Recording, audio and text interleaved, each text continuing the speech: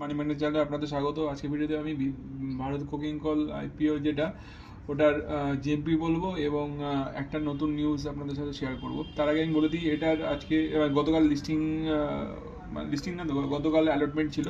তো অ্যালটমেন্ট কারা কারা পেলেন বা পেলেন না তারা কমেন্টে জানাতে পারেন। আর ডিরেক্ট নিউজে আসি, সেটা হচ্ছে জিএমপি ট্রেন্ড চলছে হচ্ছে এটার যদি দেখি আমরা এখন 13 টাকা করে, এবং তার আগের দিন ছিল 13 টাকা এবং 12 তারিখে ছিল 10 টাকা 60 পয়সা।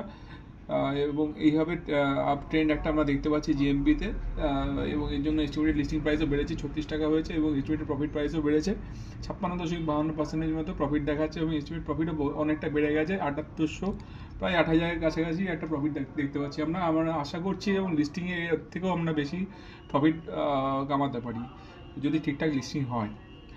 আর সেই অনুযায়ী দেখা যাক কতটুকু কার কাদের লাভ হয়। আর একটা যে নিউজটার জন্য আমি আপনাদের এই ভিডিওটা করছি সেটা হচ্ছে এটার যে লিস্টিং ডেটটা না, সেই লিস্টিং ডেটটা চেঞ্জ হয়েছে। কারণ কি, এর আগে আমি যখন ভিডিওগুলো করেছিলাম সেখানে আপনাদের দেখিয়েছিলাম আইপিও ওপেন হয়েছিল জানুয়ারি 9 তারিখে, ক্লোজ হয়ে যায় আর 13 তারিখে অ্যালটমেন্ট হয়েছে 14 তারিখে অর্থাৎ গতকাল, এবং রিফান্ড হয়ে যাবে জানুয়ারি 15 তারিখে, এরকম একটা কথা ছিল রিফান্ড হয়ে যাবে 15 তারিখ। কিন্তু এর আগে আমি একটা নিউজ আপনাদের সাথে শেয়ার করেছিলাম, সেখানে বলেছিলাম যে 15 তারিখে মার্কেট বন্ধ থাকছে।